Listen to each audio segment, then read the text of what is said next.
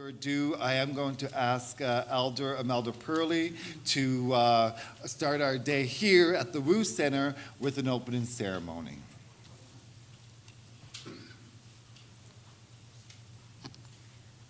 Uliwingos, Gradulas Altmoptin Bemkiskak, Chil Psilgulaswagan Bejiarik. Let's give gratitude today for the good news that we're being gifted with today, and the good news that you brought here, so that we can really feel that peace and friendship, like we've been doing. For those of you who've been coming to the ceremonies, we wanted to make sure that each day had a ceremony. So we did have our pipe ceremony at the opening.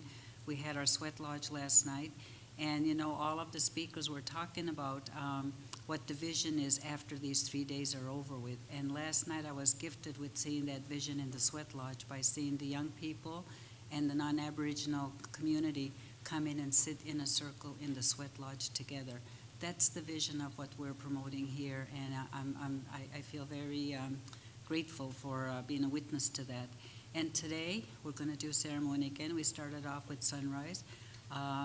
As grandmother of the river, I stepped in her and I asked her for continued progress in building peace and friendship among our peoples, and with Chris's help. So I'm going to ask Chris to, and I am going to ask you to stand for the ones who can't stand, hear for the ones who don't listen, see for the ones who are sometimes blind to the truth, speak for the ones who don't have voice, and love for the ones who have forgotten what love is, and make sure that we, use our hands for the best, to be community-minded, for that volunteering.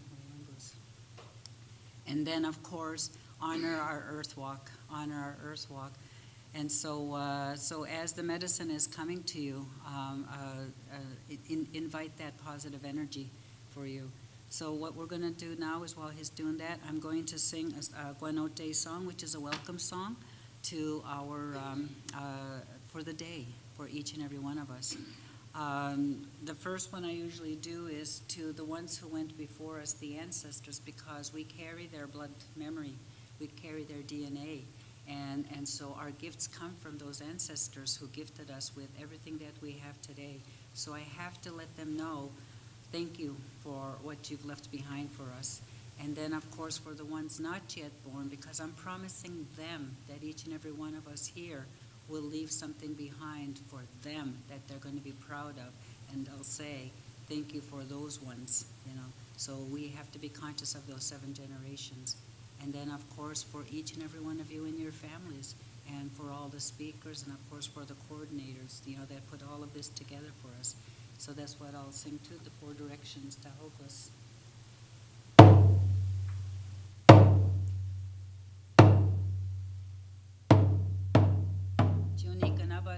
The ones who went before us.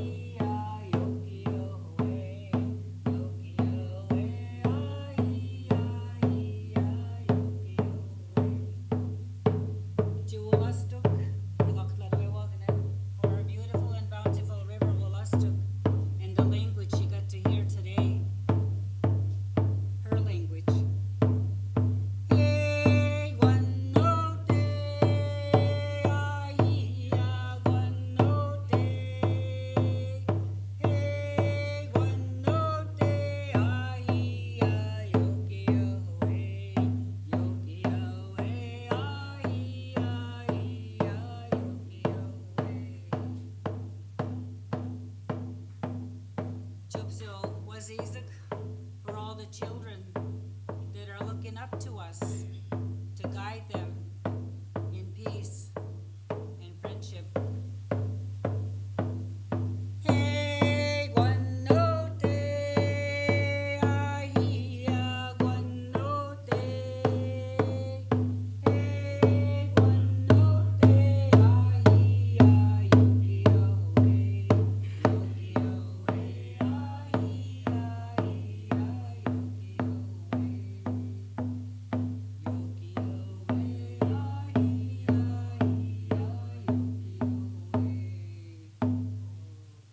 so we'll just wait for the medicine to come around.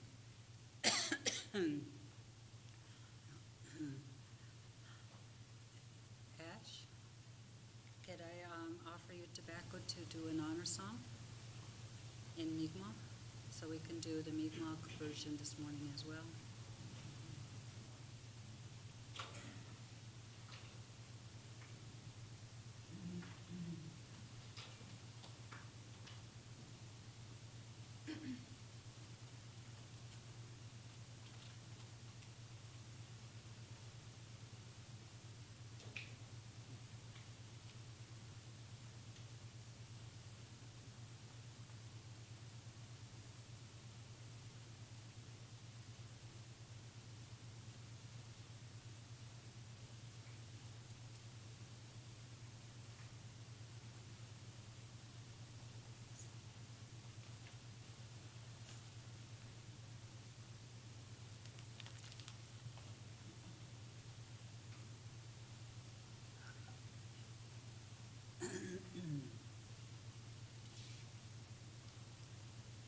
So it's a little different from Chris.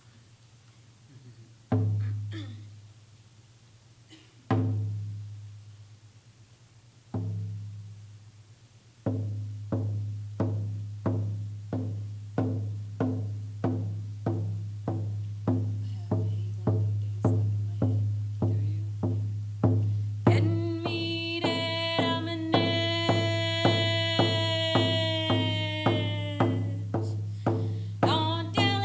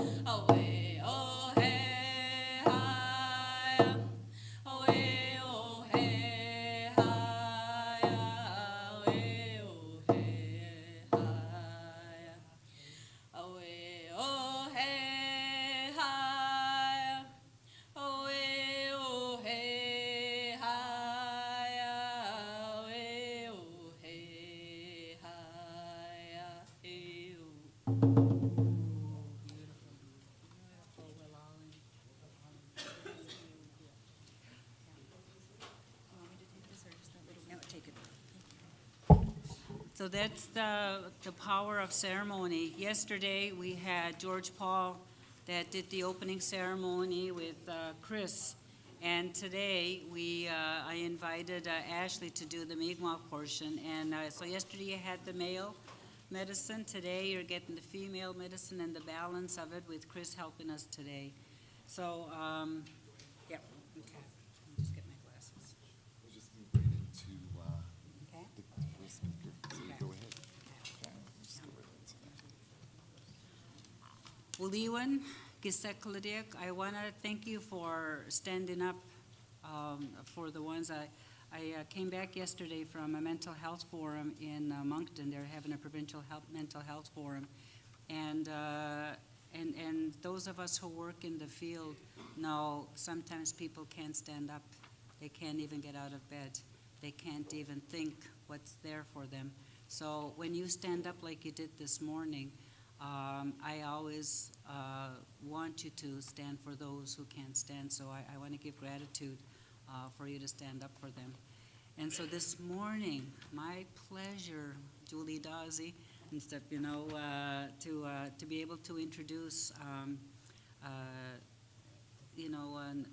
Ella Gomek, is a relative of us. Nekotko kel, walastuk kel, skijinawuse, skijinawi bamauso, skijinawi talipunden aladwe wag, and he also carries the language.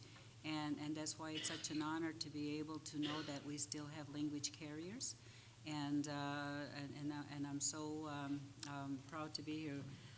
Graydon Nicholas, the Honorable Graydon Nicholas, Order of New Brunswick, was the 30th Lieutenant Governor of New Brunswick from 2009 to 2014, becoming the first Aboriginal person to hold his office.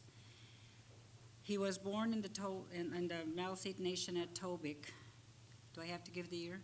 1946. It was a good year. Yeah. He earned a Bachelor of Science degree from St. Francis of Xavier University in 1968.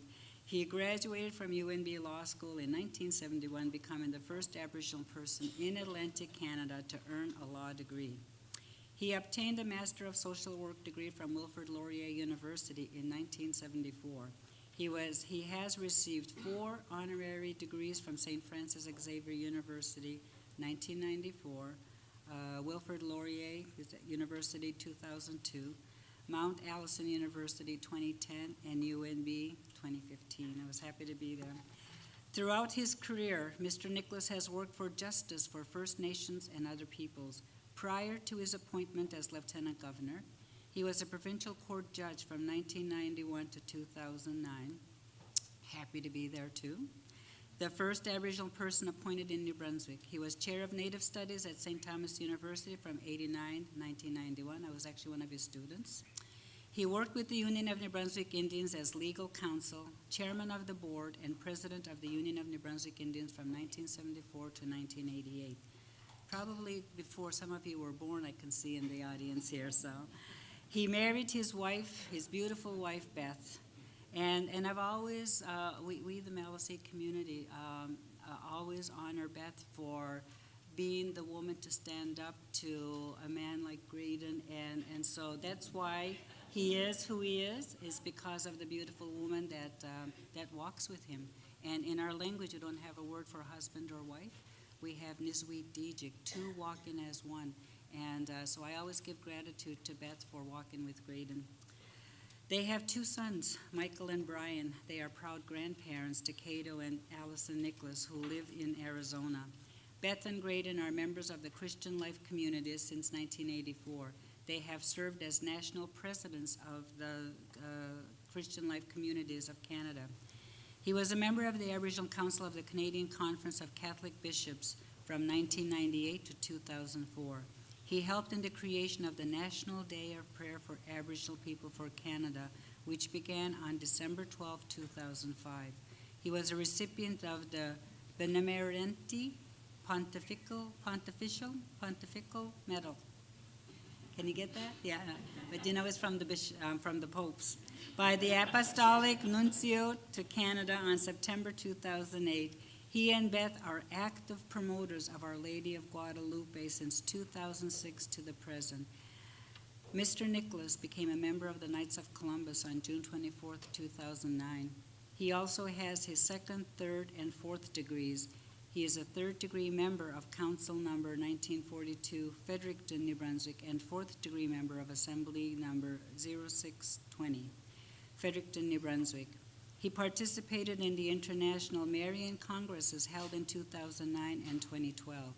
He was also a participant of the International Congress Ecclesia in America under the protection of Our Lady of Guadalupe, held in the Vatican on December 9th to the 12th, 2012.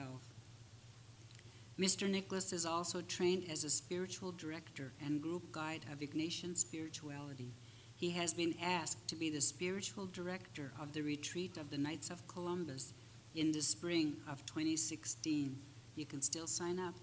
He is a firm believer of prayerful discernment to find out God's plan in his life, and we appreciate the representation that he has for our people. And when he was brought in as Lieutenant Governor, there must have been 20 of us, grandmothers and mothers and women, clan mothers, who honored him by sounding the echoes of our grandmother drums and to thank him for who he stands for and what he stands for. Lewan, welcome. Yeah.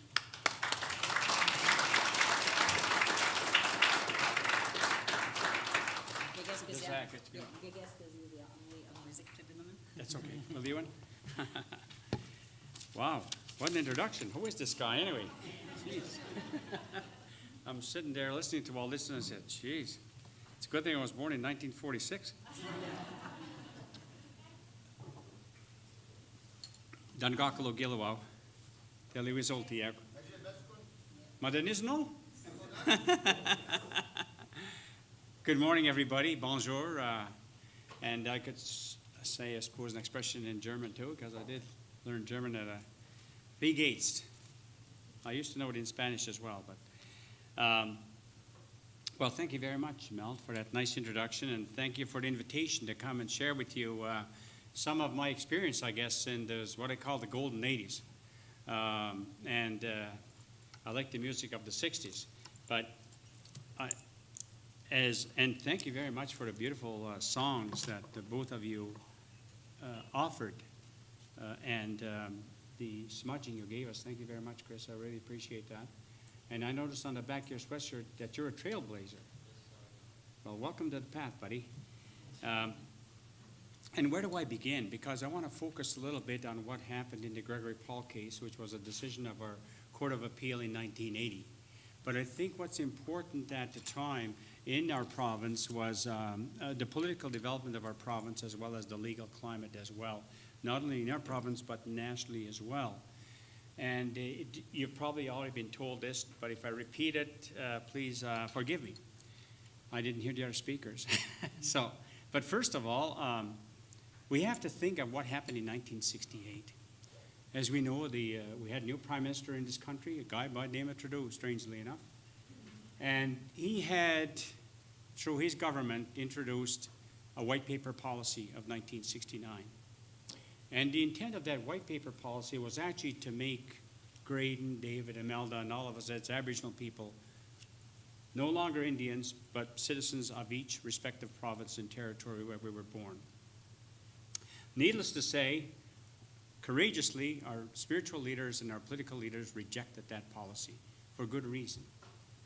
But because at one time Trudeau was asked, after the policy was introduced in June of 1969, he was at a Vancouver conference later on, and somebody asked him a question. You know how Vancouverites are. Anybody who's been in British Columbia, they ask these nice questions. They said, how about treaty Aboriginal rights? And Trudeau says, how could there treaties be in this country? How could one people be benefit of a treaty? Treaties are contracts.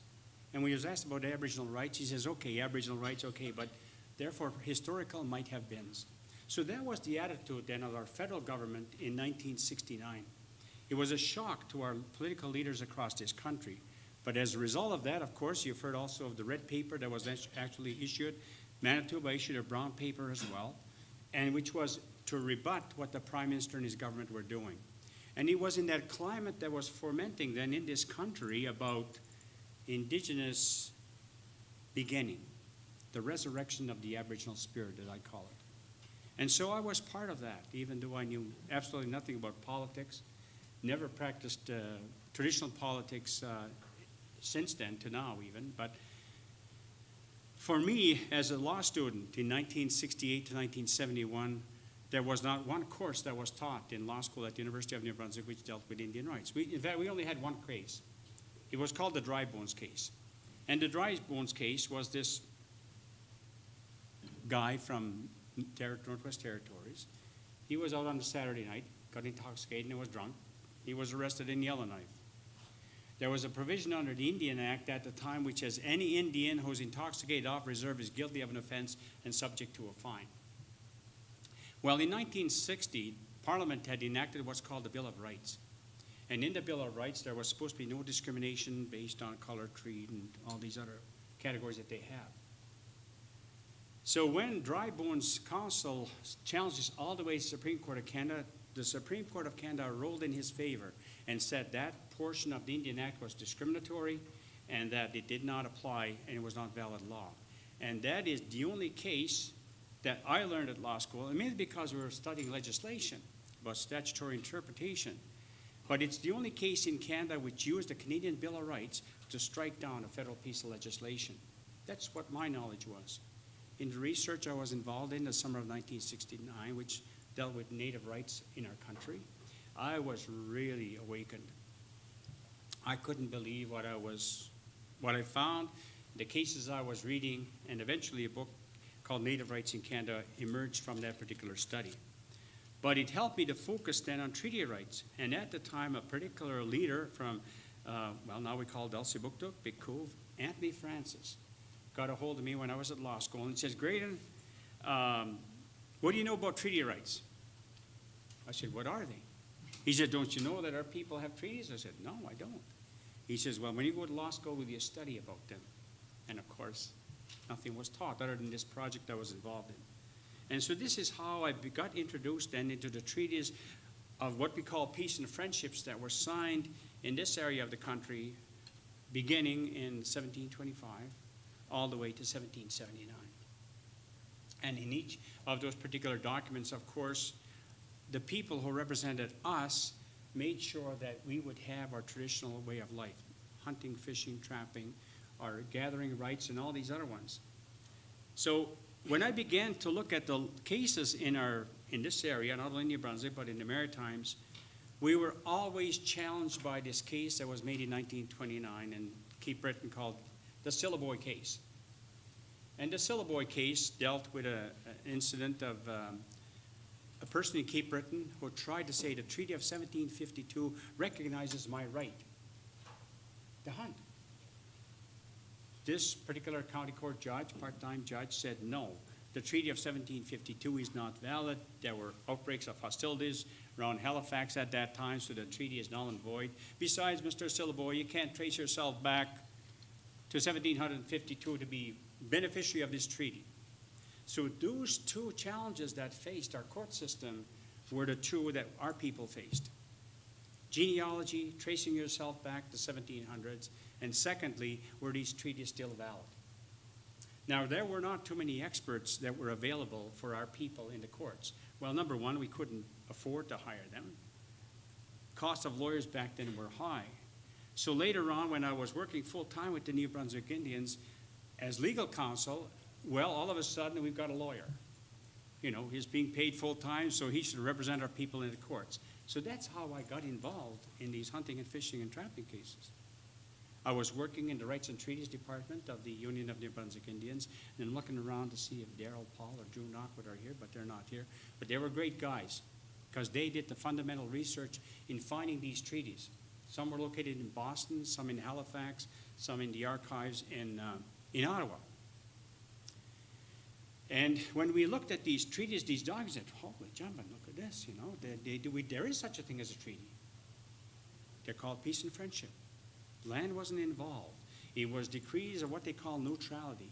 Don't participate in the war that's taken place between the French and the English That way, if you stay neutral, we will in fact sign and protect your rights. And so in good faith, our people, our ancestors signed these documents. And when you look at these documents, see a lot of them are X's or totems, because our people didn't understand English. They couldn't write. So they had to depend on those who framed these particular documents called treaties. And we were losing cases because even though you wanted to exercise your treaty right to fish, for example, in the 1970s, when we went to court on these, Canada as a country never recognized and confirmed and ratified these treaties that were signed back in the 1700s. So as a result, when our people exercised their rights under migratory birds or fishing for salmon, they were found guilty. Guilty right to the highest court of the land, in which Parliament said, well, the right hand doesn't know what the left hand is doing. It's too bad, it's unfortunate, but your treaty right to fish has not been recognized by the law in this country. And so that was a challenge we had. So we said, okay, how about the Royal Proclamation of 1763 or Belcher's Proclamation, which recognized again a system of existence? We struck out in the courts. Then we said, okay, what can we do about our hunting rights? Now, there had been a lot of research that had been going on, and even on hunting, there had been a loss because the treaties that the courts of New Brunswick talked about, the judges in our Court of Appeal and lower courts did not have knowledge. I mean, they were like me. They went to a law school, probably never saw a case dealing with Aboriginal rights. Nothing. I mean, why would you when you're studying insurance law, company law, taxation law, constitutional law, and the whole bunch of law that you study in law school? It's got to be a specialty. However, we said we're going to challenge that. We cannot sit idle for now and for the future so that our people have to have some recognition. So the struggle began. And we went into court, we did the research, and slowly we began to win. Now, you start at a provincial court level, and then we had to convince, first of all, those judges at that level that, in fact, we have treaty rights.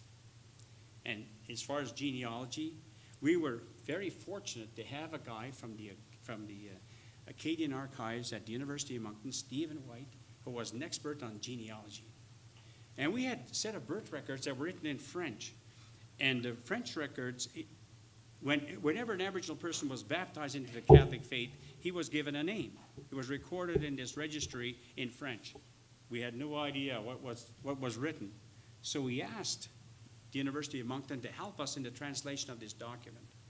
In fact, it was Marjorie Purley from our community who first located that document, brought it to our attention, and June Arkwood went to approach Stephen White and said, can you help us? Well, Stephen White was so excited to get this record. It was based from Billich, which was the traditional home of the Grand Chief of the Maliseets, Wulstagui. Excuse me. I'm going so fast, I'm trying to be conscious of time. Jeez. But Steve says, I can do better than that. I can go right back to the 1600s for every name in the First Nations community in New Brunswick. And that's the expertise we needed, you see. We lacked that. And then the documentation we gathered, and then slowly these cases started to emerge. And then finally, this case actually landed on our lap. It was the case of Gregory Paul. Gregory Paul was a member of the, now we call it Mudabanagiak, Red Bank back then. He was a Mi'kmaq. And he had trapped a beaver on his community. And after he skinned the beaver, he was going to go to a place called Douglastown near back then. I'm not sure what Miramichi now. And he was going to sell this skin of beaver. Well, on his way toward the town, the game warden stopped Gregory and said, Gregory, where are you going? Well, I'm going to go sell my beaver pelt. The guy says, well, do you have a license to transport that beaver pelt to a dealer? Because the provincial law says you've got to have it. Gregory Paul says, I don't need it. Do you know the New Brunswick Indian? Says, I got treaty rights. I don't need one. So that's how that case landed on our lap on sort of whatever the morning was. I'll pick Tuesday morning. And that's the fact situation of that case. And so that case went all the way from provincial court and ultimately to the Court of Appeal of New Brunswick. And in 1980, the Court of Appeal made that decision. And I looked at that because there were three judges sitting on the Court of Appeal. Chief Justice Hughes, Justice Bojo and Justice Ryan. And so there were two sets of decisions that were made. And I would recommend you that you try to find this case and read it. It's recorded. But our struggle at the trial level was we wanted a test case.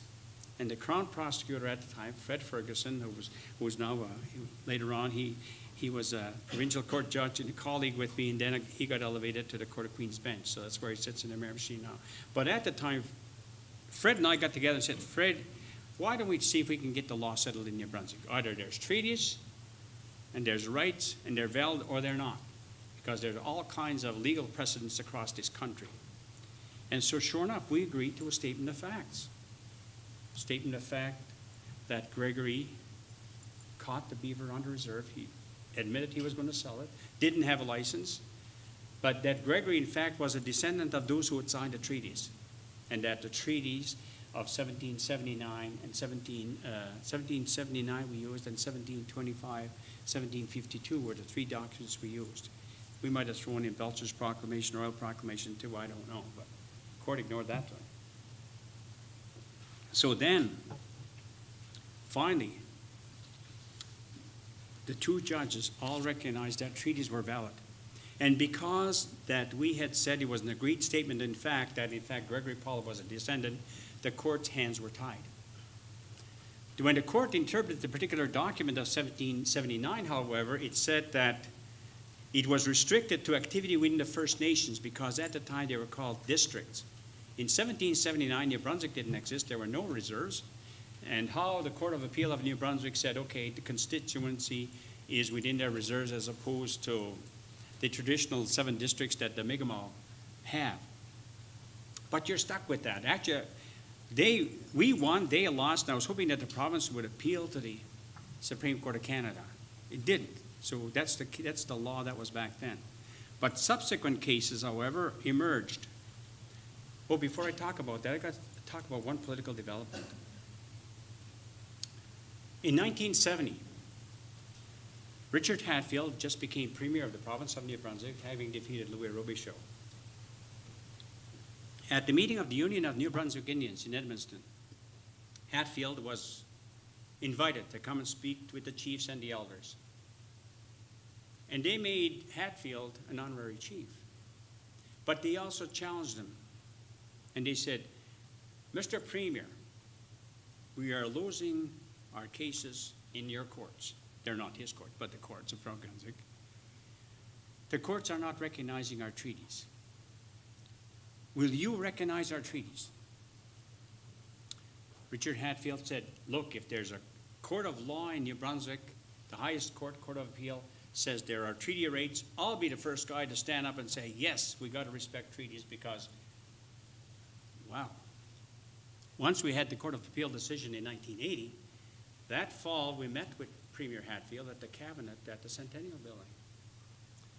And I remember Chief Albert Levi at the time of the Elsipogtog community.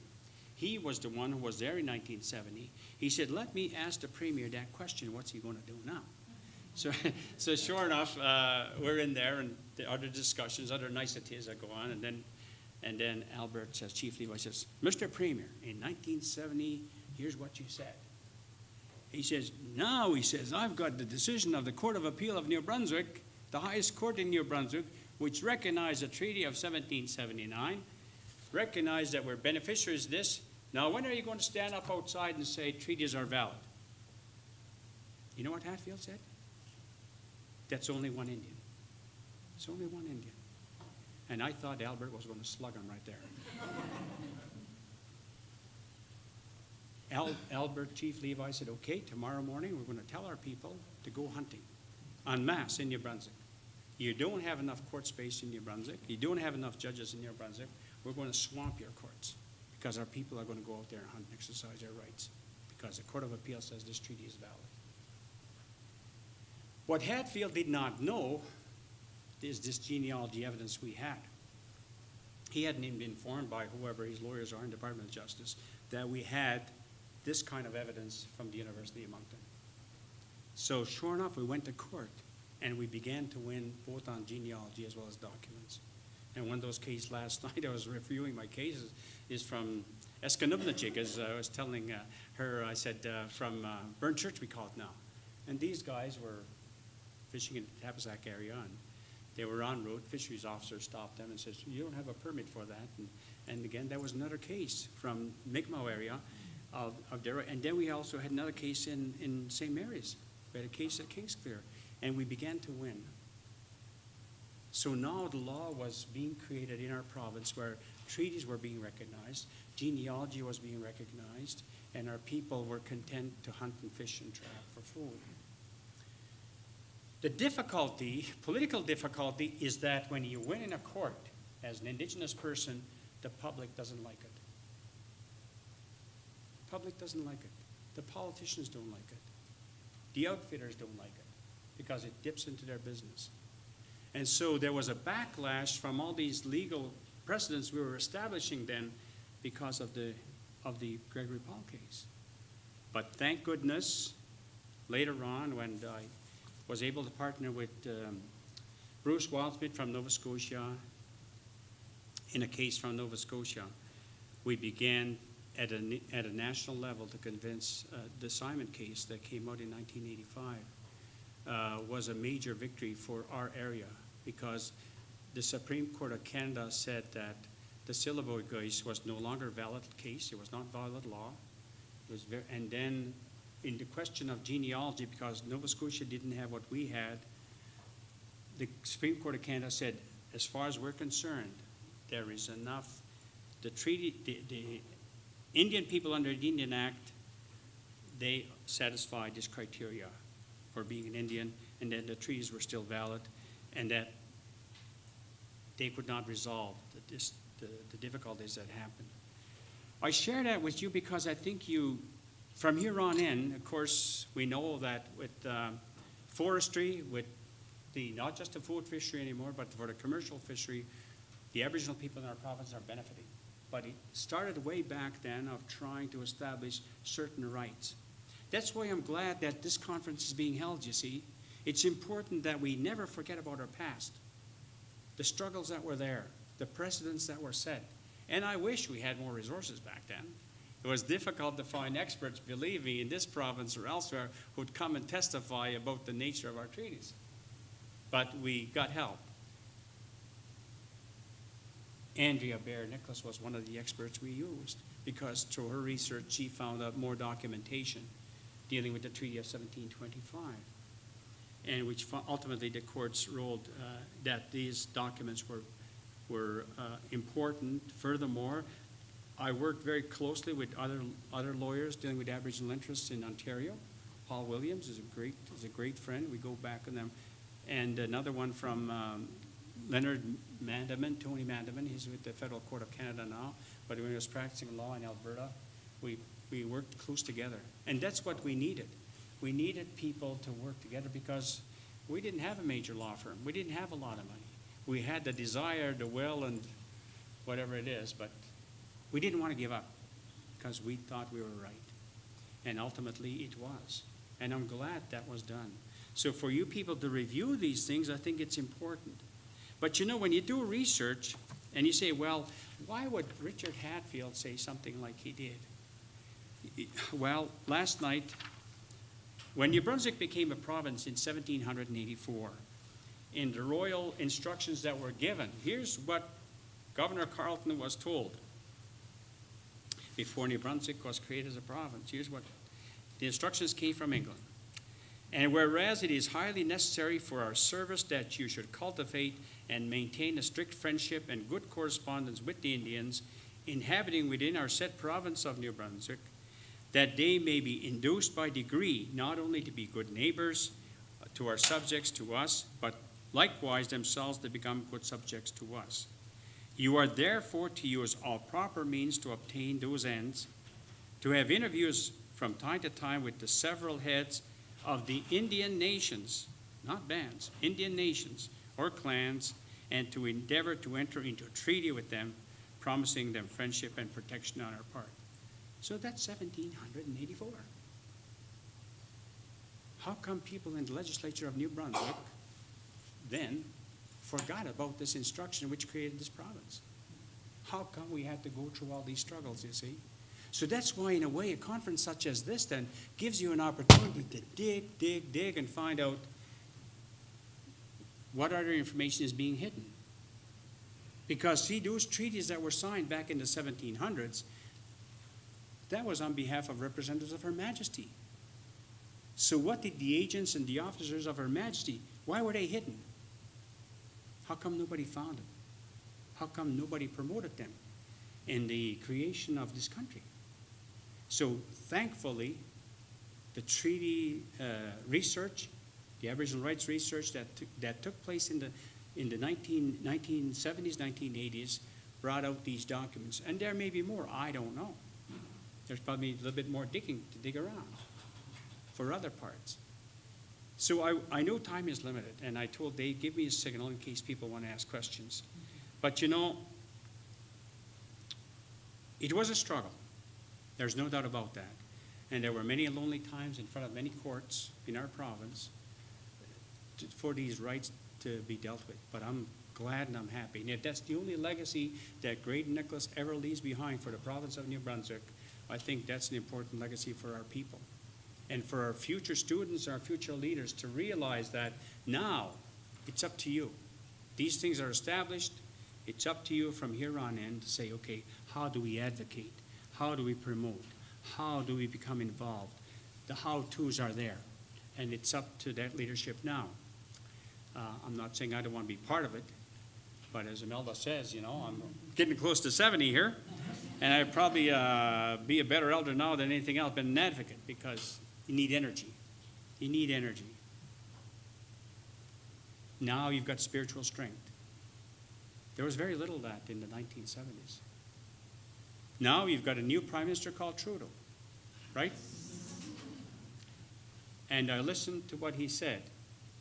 I want to implement the recommendations of the calls to action, all 94 of them, that the Truth and Reconciliation tabled on June 6, 2015.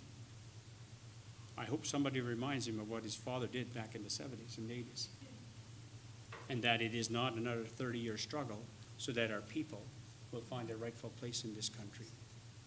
So ladies and gentlemen, thank you very much. I'm talking fast like crazy, looking at my time, and Dave's giving me a signal, and he wants me to allow some questions. So my good friend, there you go. Thank you very much.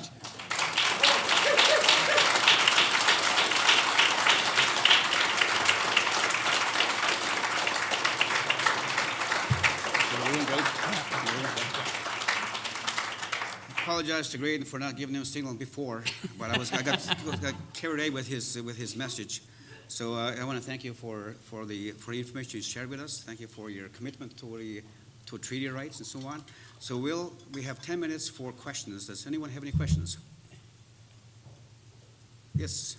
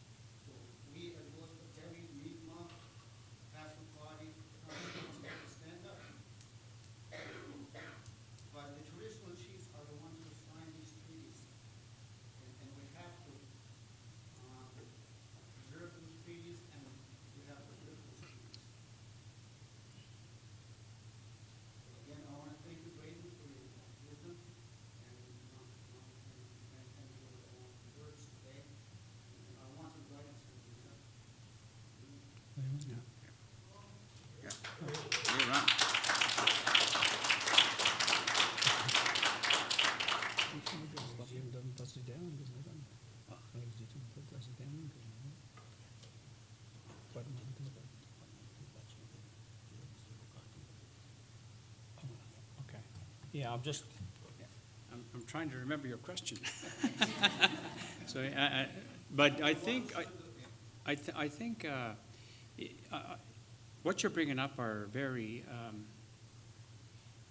very fundamental questions about community and about leadership and how people in the community respond to leadership. As you know, under federal policy, we have the Indian Act, which is a legislative form of government. And that's what they call that's what they call self-government. That's a term. Self-government is somebody allows you to exercise the jurisdiction or sovereignty over a certain area for a certain period of time. But in my experience in international, the term actually is self-determination. Self-determination is the people determining for themselves what it is they want, who their leaders will be, what they will teach their children, educational system, what spirituality that they will practice, what political structures they will have. So all those things, I can't give you an answer in a nutshell that says, here's what you should do. First of all, I'm not a leader. I haven't been a leader since 1988 when I resigned from the Union of the Brunswick Indians. And I'm not sure how many followers I'd have even now if I said, hey, this is what I think. But I think the generation that you're from, Ron, and I know you come from a good family and a community. You've got a lot of recognition in our province. I think any leader, no matter what level, you have to have people behind you and to stand with you. It's difficult, very difficult. I know what it's like to challenge policies at a national or even provincial or an international level. But if you don't have support, it's a lonely battle. It's a lonely fight. It's a lonely journey. So all I can encourage you is continue your quest. A quest is something that a dream. You want to say, I have a vision. Here's what I'd like to see. Can I get others to join on that particular journey with me? That's a challenge. And I don't have the answer. I know when I was running out of support, that was time for me to leave the Union of New Brunswick Indians back in 1988 and do something else. I, at this stage, have no desire to enter that particular process because you talk about your grandchildren. That's what I want to be, full-time granddad, My grandchildren are in Arizona. That's what I want to do with the number of years I have left. But what I can do is be in spiritual solidarity with you and others on this walk. It's a tough walk, very difficult. And when the resources aren't there, and I'm just not talking financial resources, when I'm talking about human resources, it's pretty tough. But don't give up. It would have been easy for me to give up back in 1970, 1980, but no. I remember my mother always said, "Sagalat Gil." Well, you know what that means. Gildan. Well, there you go. Okay. And it sounds better in Malsi when you say "Sagalat Gila" than it is in English because you're hard-headed. But actually, it's determination. You a setback, you work that much harder. So that's really all I can tell you. I mean, there's formulas on the consultation that the Supreme Court of Canada. I think it's the Williams case, the latest one from British Columbia, which outlined. But when you read that Williams case, that case started in 1983 until just a few years ago. That's how long their struggle was. So finally, the Supreme Court of Canada said, well, okay, we'll throw out terra nullius, which was great. The discovery is also thrown out. At least you got those two major obstacles removed. And then it's a matter of saying, okay, how can we have people walk together? That's all I really can say on that. I can't say more than that. I encourage you to do that as much, and you'll need all the people. It's hard to say no, we don't. Yes, we do. No, yes. If people don't know, they're not going to get behind the cause. Previous, that Bob Ray mentioned that we renew our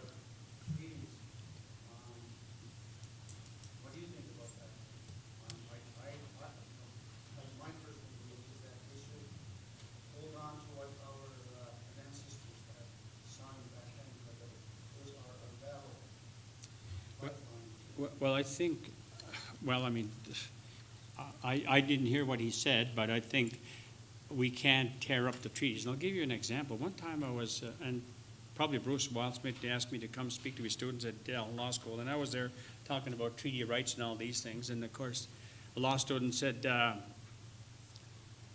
Mr. Nicholas, he says, those documents are 250 years old. They're not even valid anymore. Anything 250 years old and should be torn up. And I said, am I hearing you right? You're saying documents older than 250 years old should be thrown out and ignored? He said, yes. I said, wow. How about the Statute of Westminster? Statute of Westminster goes back to 1066. Do we tear that up? Because you see, that document of 1066 is what created the system of justice that exists. Oh, no, we can't do that. I said, oh, is that older? It's not, is it as young? See, so some of the students, if you don't challenge them with this stuff and teach our people, they're not going to know why these documents. I would never agree to abrogation, I guess is the term that we use, or tearing up documents that our people signed. But I don't know if he understands. I'm sure Bob Ray is a very intelligent man, and he's a lawyer, he's been in politics and all that stuff, but when you're talking about new relationships, I guess this is the term that politically people are talking about now. How do we establish better relationships between the three levels of government, federal government, provincial government, and indigenous government? Whatever that new relationship would be, whatever the new covenants would be, whatever the new documentations would be, it should not be at the cost of, I mean, maybe Bob Ray doesn't know about this Section 63 in New Brunswick when they were told, hey, you better start having better relations. Then, 1784, that's a long time ago. So sometimes people don't have enough information, but my personal view is we worked hard to establish those treaties and bring them back. And they're covenants. A covenant in our knowledge is sacred. A contract isn't, but a covenant is. And that's what that's what I would say on it. But well, how they decide, I don't know. But personally, a covenant is something that involves the Creator. It's sacred. Yes. Quick question. Okay. Somewhat of a comment and a question. I don't think I need a mic. The thespian in me suggests I don't. But first of all, I was here on Wednesday evening to listen to Bob Ray, and that's not what he said. The CBC report was inaccurate. It's far 180 degrees off is what he said. And I think there's many here who were there who agree with that. So I don't think we can castigate Mr. Ray for statements that were misquoted in the meeting. You mentioned, Graydon, I go back almost as long as you do in some of these fights, but not as far. 1946? But I lived through others in New Brunswick, such as, Gary Gould and Alan Semple and others, our land and Maritimes, foundational work and research that UNB, DAPSI, Maui Council, all participated in. You mentioned the Simon decision. You're thinking that a strong theme over the last few days has been reconciliation. And a struggle, I think, with trying to broaden the scope of reconciliation beyond the narrow and terribly important issue, especially if you walk up and down campus here to see the red dresses, little and large, the missing and murdered women and children and girls. Beyond that terribly important framework of reconciliation to embrace larger structural issues. And you mentioned one thing I thought you might want to amplify on, which is the Simon decision in 1985. And you mentioned that it was a major case because it said that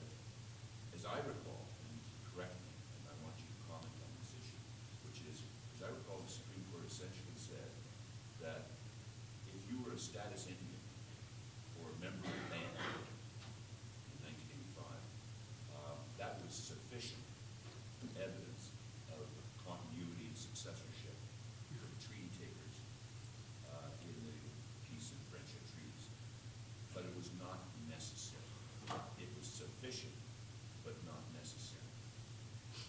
And it seems to me that on the reconciliation side, and I like your comments, which is, isn't it important that we focus on what is necessary rather than what is sufficient?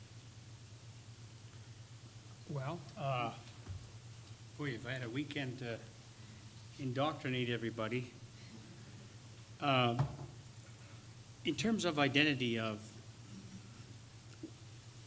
like in our language would say, when you Skijinog. Now, literally in English, you'd say, who are Indians? Who, when you Willistago Kewig? Mi'kmaq Kewig? Sabai Kewig? In our language, we know who our people are because through our language we know who it is. Now, it's the governments that said, here is a definition of an Indian, which goes back to 1868, the very first federal piece of legislation. And even though under the Constitution of this country in 1867, when it said federal government is responsible for Indians and lands reserved for the Indians, it was then a financial formula because who am I responsible for if I'm a federal government? What are my costs? How much can the Treasury afford?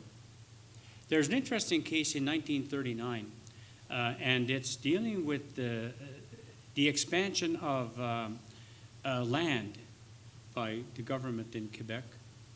And so when they expanded the territory, now I'm sure that the Cree didn't like that, but definitely the Inuit didn't. So finally they said, well, this new land, holy jumping, there's Aboriginal people here. So the government of Quebec said, okay, they're Indians, federal government, you're responsible. The feds said, hey, wait a minute now, you wanted the territory, you take the people.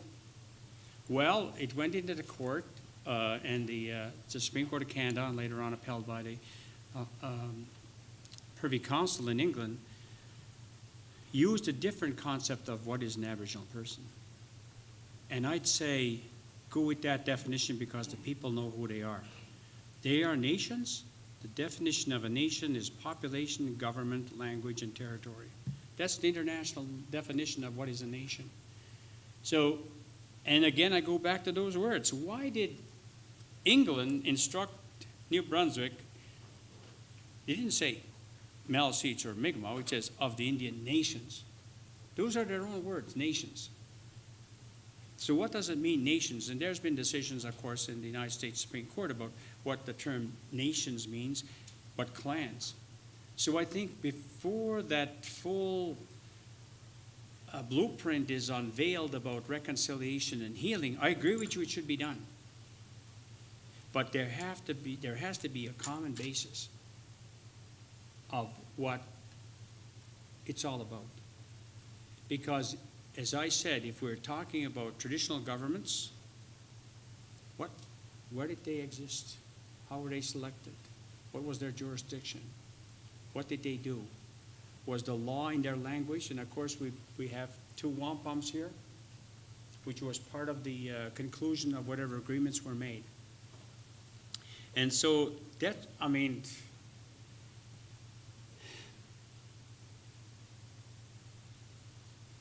that's a great challenge of how do we, has anybody ever heard of Michael Jackson, not the singer, but Michael Jackson, the lawyer? Nobody? Okay.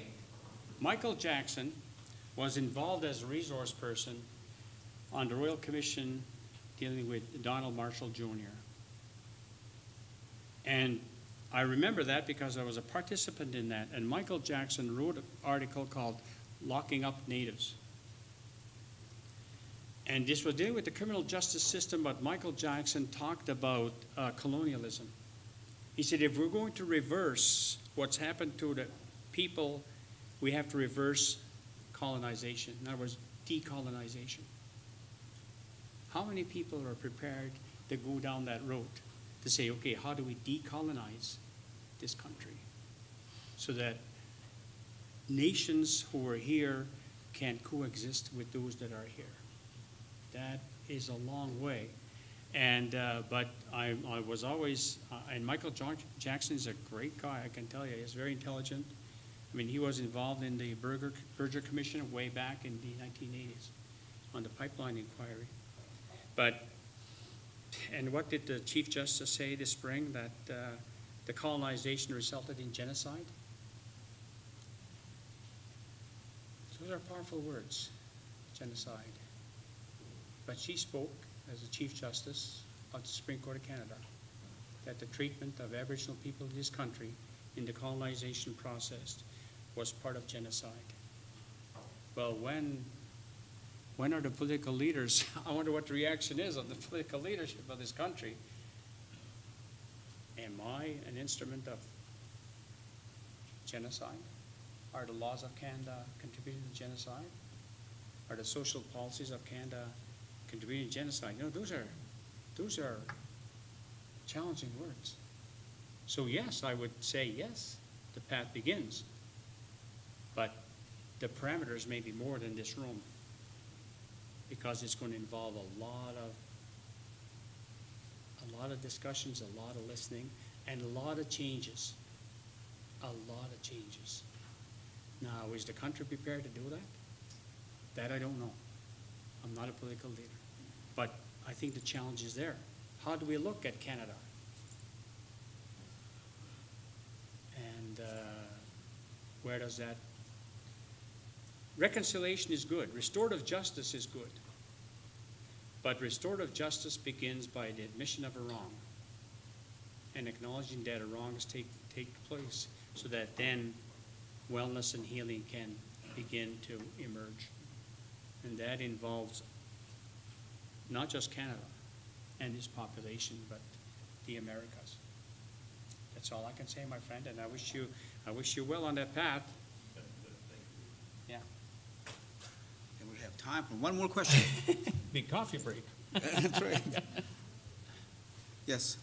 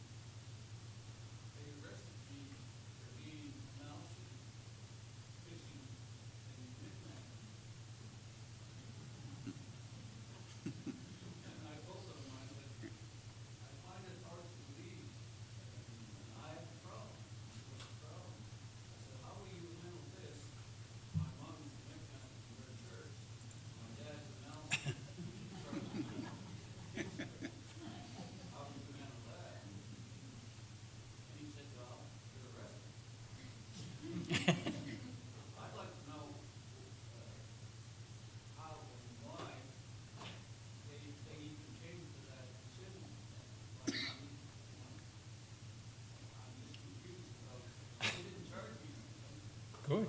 That's good. You want your rod back? Well, yeah. Well, I'm not going to justify. In the province of New Brunswick, they used to have what's called the Ganong line, and this was a line that, however it was determined, that split the province into the territory of the Mi'kmaq, the Maliseets, and the Passamaquoddy. Now, how that was surveyed, where they got the information, that I don't know. But I remember we faced that issue in the 1980s as well. And I think the Ganong line has now been disputed. It's not a valid line. You're fortunate in that you're a member of two nations, that you have that you can exercise your rights, Aboriginal and treaty rights, in the whole territory of this province. Well, I'm glad, in a way, it would have been interesting, I guess, if you in fact were charged. And I'll tell you why. Because probably it would have been interesting to go to the courts of New Brunswick with your particular genealogy and saying, look, I'm beneficiary of all the treaties. 1752, 1779, 1778, and 1725. I wish you were charged back then. I was defending you. We might have gone all the way to Supreme Court of Canada. I mean, you know. But what's interesting is if a treaty area, and these treaties that were signed back then did not really have territorial limits. When you look at these documents, it didn't say, other than the 1779 talked about districts. There's a case in Alberta, I think it's called the Frank case. I could be wrong, but whatever. Anyway, here's what the case. It was a treaty area that covered Saskatchewan and Alberta. So this particular person was caught in another province exercising his treaty right to hunt. And so the Supreme Court of Canada says, well, as long as he stays within the particular territory of the treaty, these jurisdictional boundaries of provincial lines could not affect him because these provincial lines were only created after the treaty was signed. I could be wrong on the name of this case, but there is in the Supreme Court of Canada. So actually, it would have been nice if I were still a hotshot lawyer back then, and I had you come to me and say, hey, here we go. Are you ready to fight this thing for 7 years to reach the Supreme Court of Canada and see what happens? But I mean, I guess it didn't happen. You got your rod back, and I'm not saying go have another test case. I mean, you don't do that as a lawyer, but if it happened, there's probably an Aboriginal lawyer in this province or another lawyer. I would say, yeah, let's try this. It would be interesting. You almost got the legal juices stirred up in me.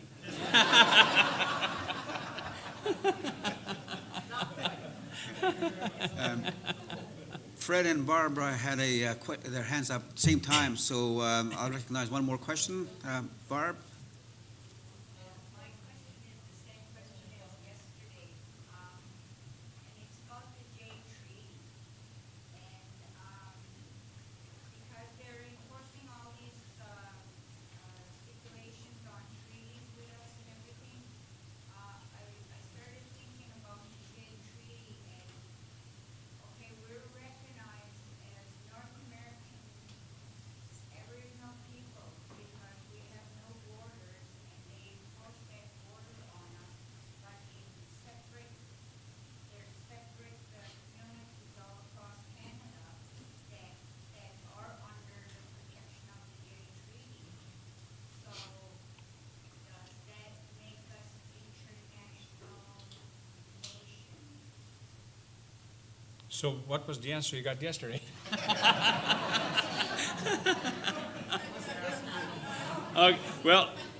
Okay, but that's a good point.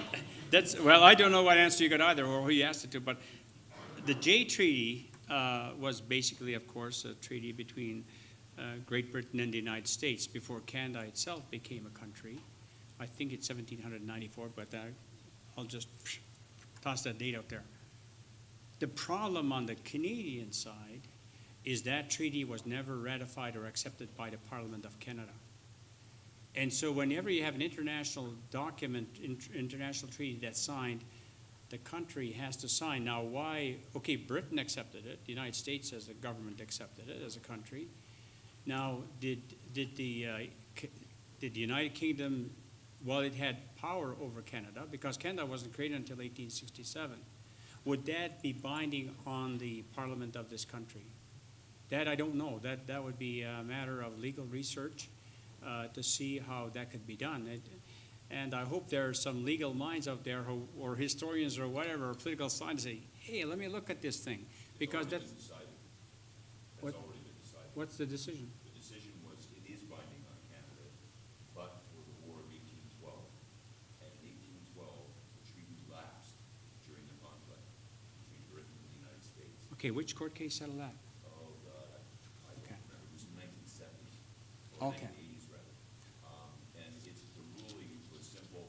The UK constitutional law is that upon conflict, a treaty not only lapses, but it dies, and it has to be restored by Parliament.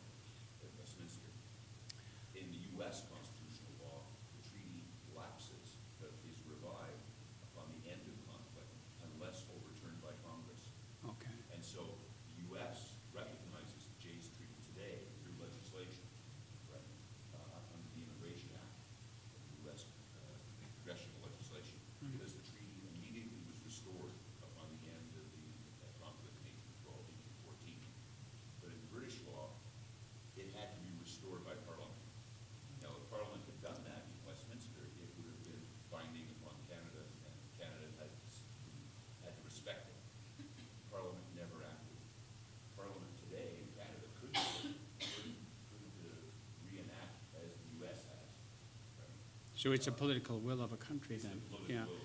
Is there a clause in the J Treaty dealing with dispute resolution, like some other treaties? No? Yeah, there's an arbitration. Okay. So it's just termination of a treaty. Okay, all right, well, there you go. That's part of the research that's been done, so I guess it's a matter of, I didn't know that, but I'm glad you told me that. That's good, yeah. I'll find you the reference somewhere. Yeah, I appreciate that too. I'll have to look at the J Treaty again. But anyway, we'll leave it off. Thank you very much. Merci beaucoup. We'll all in. Thank you, Greg. Thank you, Leo.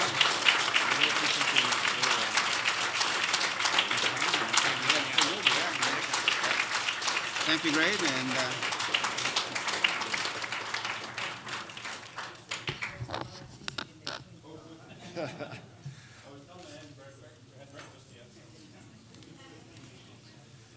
William and Graydon, thank you very much. Now, ladies and gentlemen, we are going to take a short break before we get into session number 4, which is the Reframing Canadian Law to Promote Reconciliation. There is tea and coffee being served out in the foyer. Legalic is also being served, but it's being served at the Student Union Building. And I'm not familiar with UNB because I didn't go to UNB. I went to other schools. So is it across the street, Amelda? Oh. Well, if you want some fresh air, it's about 9 degrees and sunny out.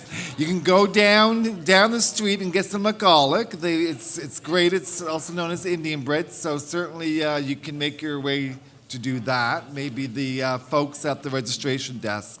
But in about, say, 5 minutes, we'll reconvene back here for our next session.